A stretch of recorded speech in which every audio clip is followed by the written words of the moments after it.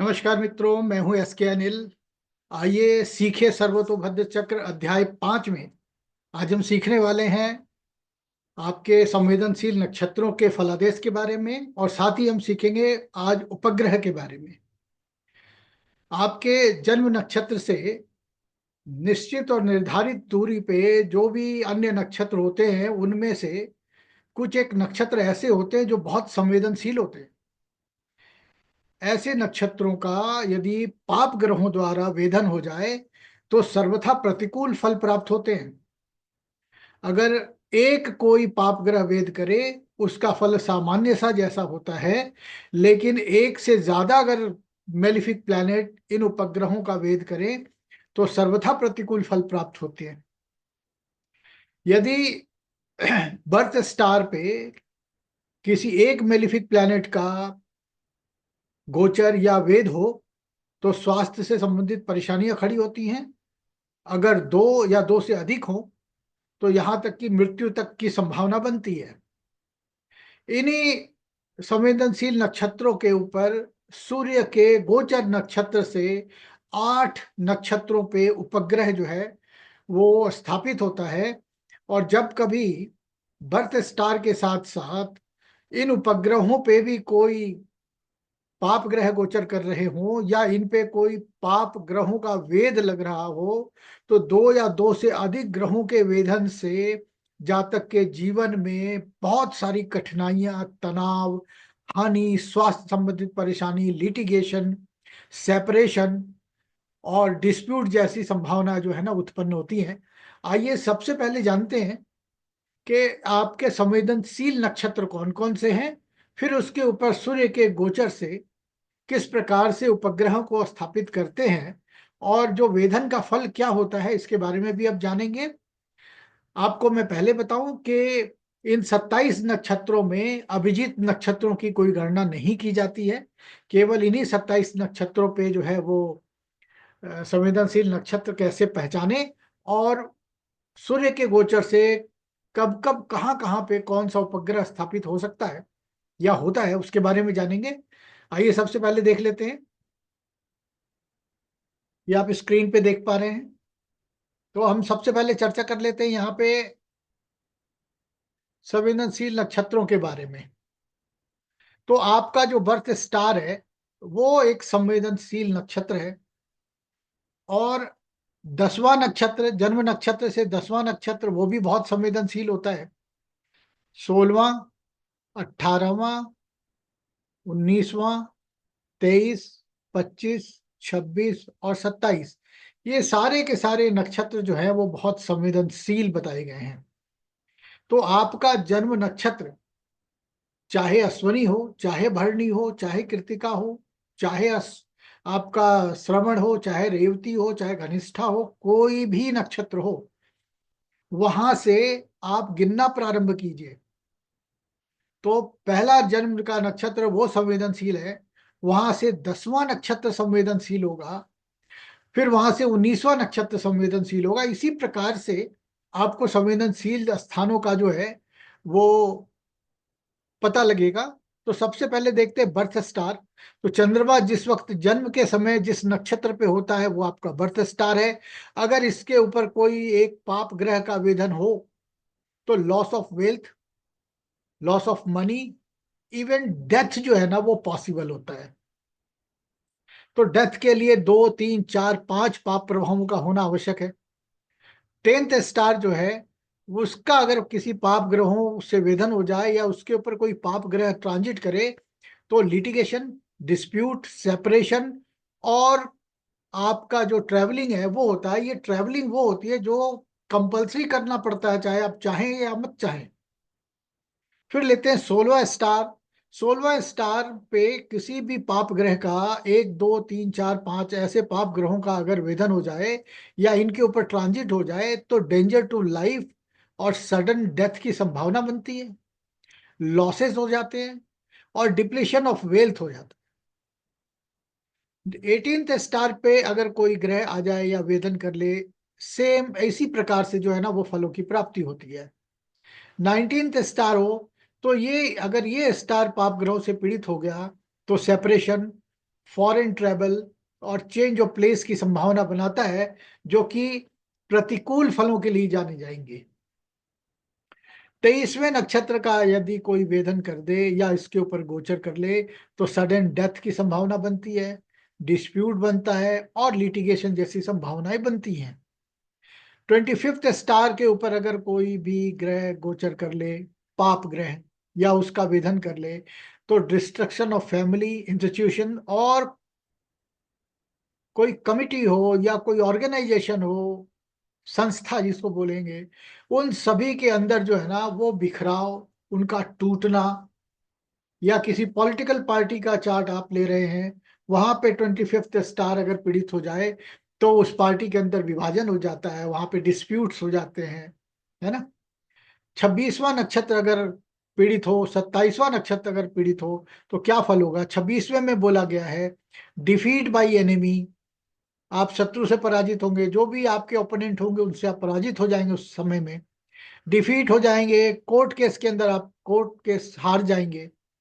और 27th में imprisonment of head of the family, head of the state और head of the organisation जो है वो संभावित होती है। इसके साथ भी मैं आपको बताऊं कि आपका जन्म का लग्न तो निश्चित होता है। चंद्रमा एक ही लग्न में 1 से 12 घरों में कहीं भी बैठ सकता है, और वो राशि कोई भी हो सकती है। तो जो भी नक्षत्र जिस राशि पे है, वो राशि जिस भाव में बैठा होता है, जिस भाव में गया हुआ होता है, उस भाव का भी फल बोलना न चूके।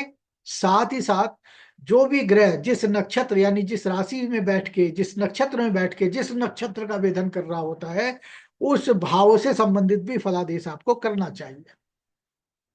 यहाँ पे मैं बताऊं कि कुंडली में ग्रहों की स्थिति के अनुसार, ग्रहों के नेचर के अनुसार फल कैसा होगा, उसका भी अवलोकन करना आवश्यक है। आइए अब बात करते हैं उपग्रह की। तो उपग्रह कैसे बिठाते हैं, इसके बारे में हम कैसे समझेंगे, आप इसको इस प्रकार से समझ लीजिए। मान लीजिए गोचर में सूर्य जो है वो आपके रोहिणी नक्षत्र पे चल रहे हैं, तो सूर्य जो है वो एक दिन में 1 डिग्री चलता है, और एक नक्षत्र 13 डिग्री 20 मिनट का होता है। इस प्रकार से सूर्य एक नक्षत्र को 13 दिन और 8 घंटे में पार करता है। तो मान लीजिए कि सूर्य जो है किसी दिए गए समय में रोहिणी नक्षत्र के अंदर गोचर करता हुआ आ जाए, तो पांचवा नक्षत्र जो बनेगा उपग्रह, 1 2 3 4 5, तो ये जो पुष्य नक्षत्र है उसके ऊपर पांचवा उपग्रह बैठेगा। उस उपग्रह का नाम है विद्युत मुख। यदि जन्म नक्षत्र के साथ ये पांचवा नक्षत्र किसी पाप ग्रहों से पीड़ित हो जाए, तो डेथ ऑफ चाइल्ड और फॉल, ऊपर से गिर जाने का जो भय है वो बनता है। ध्यान रखिएगा, यहाँ पे जन्म नक्षत्र के साथ यदि उपग्रह पीड़ित हो तब ये फल कहना उचित होगा, उसकी प्रबलता जो है वो अत्यधिक होगी। फिर सूर्य, सूर्य नक्षत्र से 8वें नक्षत्र पे, 5 6 7 और 8, ये आपका जो पूर्व फाल्गुनी नक्षत्र है, 13 दिन और 8 घंटे के लिए जब रोहिणी में सूर्य गोचर करेगा, तो पूर्व फाल्गुनी नक्षत्र पे 8वां उपग्रह जिसे हम सूल के नाम से जानते हैं वो स्थापित होगा। और इस दौरान 13 दिन और 8 घंटे के अंदर यदि कोई पाप ग्रह लग्न को यानी आपके जन्म नक्षत्र को और 8वें उपग्रह को अगर पीड़ित कर रहा है, उसके ऊपर गोचर कर रहा है या उसका वेधन कर रहा है, तो डेथ ऑफ हस्बैंड और ब्लीडिंग जैसी संभावनाएं जो है वो बनाता है। 8 9 10 11 12 13 14, तो 14वां जो उपग्रह होगा वो आपके अनुराधा नक्षत्र पे होगा, और इसे हम सन्निपात के नाम से जानते हैं। इसमें आपका death of husband, death of son और फीवर की जो समस्या है वो रहती है। यानी कि ये जो 14वां उपग्रह है, इसमें 5वें और 8वें का जो फल है उसका समावेश होता है। ठीक है। अब आप देखें यहाँ पे, जो 18वां है उसे हम केतु उपग्रह के नाम से जानते हैं। 14, 15, 16, 17, 18, अब आप देखिए ये तो बर्थ स्टार है। अब यहाँ पे यदि 18वां उपग्रह स्थापित हो गया तो वो क्या बोलता है? 18वां उपग्रह कहता है death of brother in law, और इसके साथ में बर्थ स्टार भी पीड़ित हो जाए किसी पाप ग्रहों से, तो ये जो फल है उसकी संभावना बहुत बढ़ जाती है।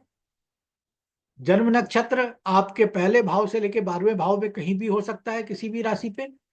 उन भावों को मिला के, और जो ग्रह जिस नक्षत्र से वेधन कर रहा है वो नक्षत्र कौन सी राशि में है और वो राशि कौन से भावों में है, उसका भी फल आपको मिला के कहना होता है। उसके बाद 18 के बाद हम लेते हैं 19, 20, 21। तो आपका जो सतविशा नक्षत्र है वहां पे 21वां उपग्रह आएगा, और इसको यदि कोई ग्रह बर्थ स्टार के साथ पीड़ित कर रहा है तो फाइनेंशियल लॉसेस और डेंजर की संभावना बनती है। 22वां जो उपग्रह है उसे हम बोलते हैं कंपा, death of relative and cold, इसकी संभावना बनती है। फिर उत्तरा भाद्रपद का जो नक्षत्र है उसे हम बोलेंगे 23वां, जिसे हम वज्र के नाम से जानते हैं। और जो 24वां नक्षत्र है रेवती का, ये है निर्घट, जिसमें हम जब कभी भी पाप ग्रहों का वेदन इसके साथ हो जाता है बर्थ स्टार के, तो सेटबैक इन प्रोफेशन और डेंजर जो है वो हम बोलते हैं। इसके साथ में आप कल्पना कर लीजिए कि यदि इसके साथ आप कल्पना कर लीजिए कि यदि आपका बर्थ स्टार के साथ साथ उपग्रह के साथ साथ 10वां नक्षत्र, 19वां नक्षत्र, 16वां और 18वां नक्षत्र, 23वां, 25, 26 और 27वां नक्षत्र भी अन्य पाप ग्रहों से पीड़ित हो उसी दौरान में, तो आपके जीवन के अंदर कठिनाइयां, परेशानियां, तनाव, हानि, है ना, डिस्प्यूट्स, इनकी जो संभावनाएं बनेगी वो बहुत ज्यादा बदतर बनेगी। तो आप ऐसे समय में किस प्रकार से बचें कि आपको इन चीजों को न झेलना पड़े। मैं आपके सुविधा और संज्ञान के लिए बता दूं कि मैंने एक टूल किट जो है वो बनाई है, जिसमें आप, ये आप एरो देख पा रहे हैं, इसको आप किसी भी उप नक्षत्र पे रखेंगे तो ये आपको कटे हुए भाग जो आपको पंचेस दिखाई दे रहे हैं, इसमें उन ग्रहों का लगता कौन से नक्षत्र में लग रहा है ये पता लग जाएगा। सूर्य कौन से नक्षत्र पे चल रहा है तो उससे उपग्रहों की स्थिति ऑटोमेटिकली आपको दिख जाएगी। एसएमटी कौन सा ग्रह कहाँ गोचर कर रहा है उसको आप उसके ऊपर अगर ये एरो मार्क लगाएंगे तो ये ऑटोमेटिकली बता देगा कि उसका जो एसएमटी यानी कि स्पेशल मेलिफिक ट्रांजिट दूसरे प्लेनेट का कहाँ पे हो रहा है। और 88वां पद बर्थ स्टार पे आप अगर एरो में 1, 2, 3, 4 पदा पे अगर आप लगाते हो तो यहाँ पे आप देख पाओगे ऑटोमेटिकली जो है ना, ये आपको दिखा देगा कि कौन चंद्रमा के कौन से चरण पे, चंद्रमा के कौन से लत्ता नक्षत्र पे कौन से चरण में, या गुरु के लत्ता नक्षत्र के कौन से चरण में 88वां पद स्थापित हो रहा है। तो ये जो टूल किट है ये आपकी सहायता करता है within no time period. और अगर आपको सर्वतोभद्र चक्र बहुत डिटेल्ड में सीखनी है तो आप हमारा वीडियो कोर्स ले सकते हैं या ऑनलाइन कोर्स जो है वो ज्वाइन कर सकते हैं। आइए आगे चलते हैं। ये आप देख पा रहे हैं, तो ये अभी का जो चार्ट खोला है आप इसे ऐसे ही समझ लें, इसे ऐसे ही समझ लें कि आपका जो जन्म नक्षत्र है वो कृतिका है। तो कृतिका से जो संवेदनशील नक्षत्र है वो आप लगा लीजिए। तो 10वां नक्षत्र कृतिका से उत्तरा फाल्गुनी, ये 10वां नक्षत्र है। और जो उत्तराषाढ़ है ये 19वां नक्षत्र है। 18वां नक्षत्र ये है और 16वां नक्षत्र ये है। तो ये जो नक्षत्र हैं ये आप देख पा रहे हैं, ये संवेदनशील नक्षत्र बन रहे हैं यहाँ से आपके कृत्तिका से। अब हमें उपग्रह लगाना है, तो उपग्रह लगाने के लिए हम सूर्य का गोचर देखेंगे। सूर्य जो है वो अभी चल रहे हैं पूर्वा भाद्रपद पे। तो यहां से हम पांचवा देखेंगे, एक, दो, तीन, चार, पांच। अब आप देखिए कृत्तिका नक्षत्र वालों के लिए ये 27वां संवेदनशील नक्षत्र है। और इसके ऊपर जो है वो पांचवा जो विद्युत मुख नाम का उपग्रह है वो बिठा हुआ है। 6, 7 और 8 यहाँ पे कोई भी संवेदनशील नक्षत्र नहीं है। 9, 10, 11, 12, 13, 14 यहाँ पे भी कोई संवेदनशील नहीं है। 15, 16, 17, 18 यहाँ पे भी कोई नहीं है। 19, 20 और 21 यहाँ पे देखिए 16वें नक्षत्र में 21वां उपग्रह जो है वो बैठा हुआ है, जो कि सेटबैक को, फाइनेंशियल लॉसेस को दर्शाता है। ये 22वां है, ये 23वां है, ये 24वां है। तो आप देखिए 18वां नक्षत्र ये भी लॉसेस और सेटबैक को दिखाता है। और 19वां जो है वो भी डिस्प्यूट को, सेपरेशन को दिखाता है।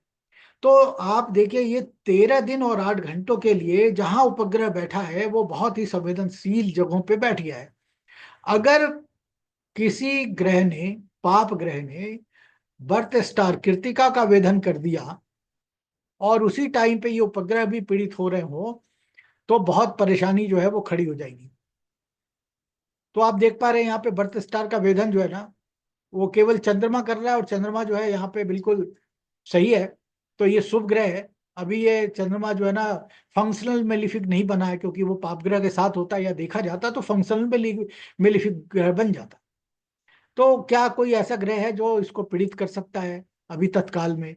तो गोचर में देखेंगे तो कोई भी ग्रह यहाँ पे नहीं आ रहा 13 दिन के बीच में। यहाँ पे कोई ग्रह नॉर्मल स्पीड में होकर नहीं आ रहा, क्योंकि इधर कोई ग्रह ही नहीं है। और यहाँ पे आने के लिए वीनस को 13 दिन से ज्यादा का समय लगेगा। और वीनस तो बेनिफिक प्लैनेट है, ये मेलिफिक तो है ही नहीं। इसीलिए सूर्य का गोचर जब पूर्वा फाल्गुनी, पूर्वा भाद्रपद नक्षत्र पे होगा, तो जो संभावनाएं हैं वो ऐसी नहीं बनेंगे कि जातक बहुत पीड़ा में होगा। लेकिन जैसे ही ये जो आपका बर्थ स्टार है वो पीड़ित हो जाए, तो मैं आपको एक छोटा सा एग्जाम्पल देता हूं, आप इसको देख लीजिए। मैं सैटर्न को, इस सैटर्न को यहां लाऊंगा ताकि बर्थ स्टार पे भेदन पड़े।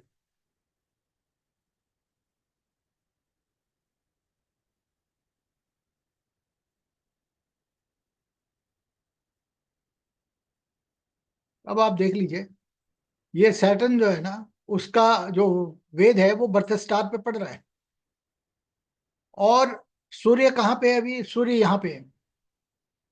इसको देख लेते हैं, क्या यहाँ से कोई मेलिफिक जो है ना वो उपग्रह किसी सेंसिटिव स्टार पे बैठ रहा है कि नहीं। एक, दो, तीन, चार, पाँच, यहाँ पे कोई भी नहीं है। 6, 7, 8 यहाँ भी कोई नहीं है। 9, 10, 11, 12, 13, 14 यहाँ भी कोई नहीं है। 15, 16, 17, 18 यहाँ भी कोई नहीं है।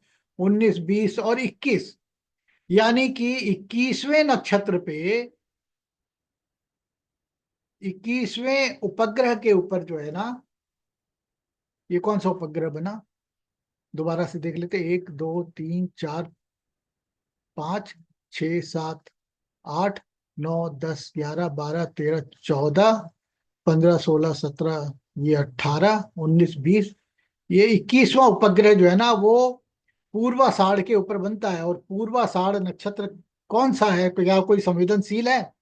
तो यहां से देखेंगे, 1, 2, 3, 4, 5, 6, 7, 8, 9, 10, 11, 12, 13, 14, 15, 16, 17, 18वां, यानी कि ये वो 18वां संवेदनशील नक्षत्र है जन्म नक्षत्र से, जहां पे जो 21वां उपग्रह है वो बैठा हुआ है। और वहां पे आप ध्यान दो, ये राहु जो है ना वो भी यहीं पे गोचर कर रहे हैं। दूसरा क्या है? दूसरा जो सैटर्न है वो आपके बर्थ स्टार का वेधन कर रहा है। तो हम क्या बोलेंगे कि जब तक सूर्य रेवती नक्षत्र में रहेंगे, कितने दिनों तक, कब आए वो भी देख लीजिए। हाँ, 1 अप्रैल 2029, ठीक है ना। तो जो सूर्य है वो 1 अप्रैल 2029 में रेवती नक्षत्र पे आए। वहां से आप देखेंगे कि आपका जो सैटर्न है, सैटर्न जो है वो वेद कर रहा है बर्थ स्टार का। सैटर्न का वेद बर्थ स्टार पे हो रहा है। और आपका 18वां जो नक्षत्र है, जिसके ऊपर 21वां उपग्रह बैठा है, तो ये 13 दिन और भी 8 घंटे जब तक राहु यहाँ पे गोचर कर रहे हैं, तब तक जो है ना वो जातक के जीवन में बहुत सारी परेशानियां, फाइनेंशियल सेटबैक, तनाव, कलह और कलेश जो है वो रहेगा। इसके साथ और आपको एक बात बताऊं, क्या ये जो राहु है वो अपनी जो एक दृष्टि है वो 14वें उपग्रह पे भी दे रहा है। तो ये भी एक जो है ना वो बेनिफिक इन्फ्लुएंस है। और यहाँ से आद्रा को देखता है जहाँ पे कोई भी उपग्रह नहीं बैठा हुआ है। और ये उत्तरा भाद्रपद है, यहाँ पे भी कोई जो ऐसा उपग्रह नहीं है जो जिसको पीड़ित कर रहा है। तो ये जितनी देर भी यहाँ पे रहेगा, आगे बढ़ाइए, 1 अप्रैल से काउंट करना शुरू करेंगे, सूर्य को देखते चलेंगे।